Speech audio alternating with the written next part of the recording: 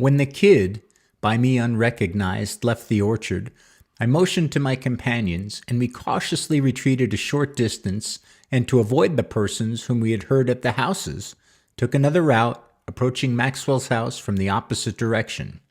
When we reached the porch in front of the building, I left Poe and McKinney at the end of the porch, about 20 feet from the door of Pete's room, and went in.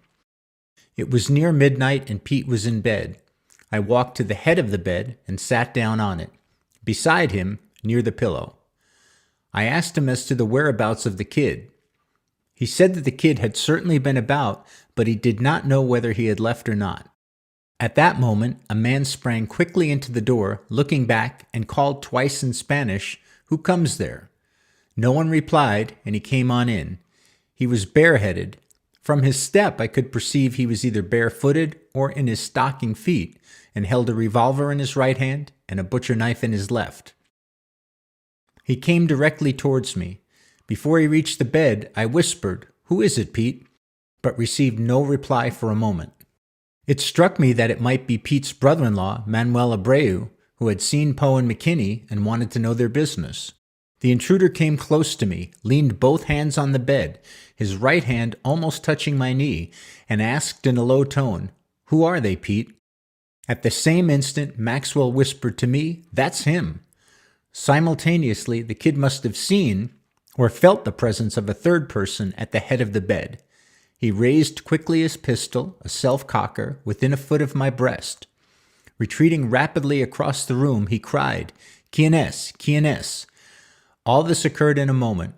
Quickly as possible, I drew my revolver and fired, threw my body aside, and fired again. The second shot was useless. The kid fell dead.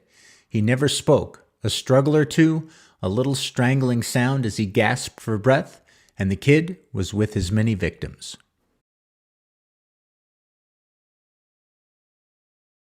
Silva said if one of us would go over to Maxwell's and get beef, he would cook it for us.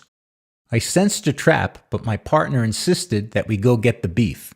He started out to Maxwell's after I refused to leave Silva's house.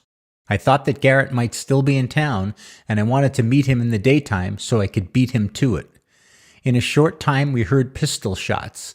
I ran through the gate into Maxwell's backyard in the bright moonlight and started shooting at the shadows along the house.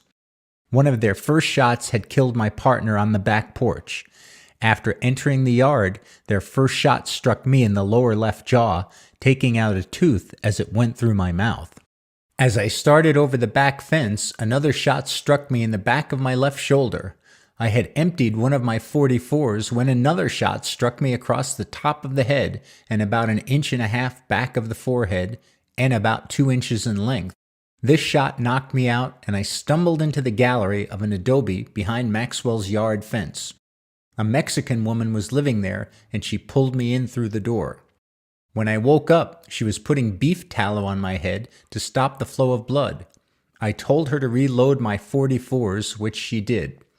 I started to go back out after them when Celsa came running in and said they had killed Barlow and they were passing off his body as mine. She begged me to leave town. She said they would not leave Maxwell's house for the night. They were afraid of being mobbed. About 3 o'clock in the morning, Celsa brought my horse up to the adobe. I pushed my 44s into the scabbards and rode out of town with Franco Lobato. We stayed at the sheep camp the next day. Then I moved to another camp south of Fort Sumner, where I stayed until my wounds healed enough to travel. Author Helen Airy's description of July 14, 1881.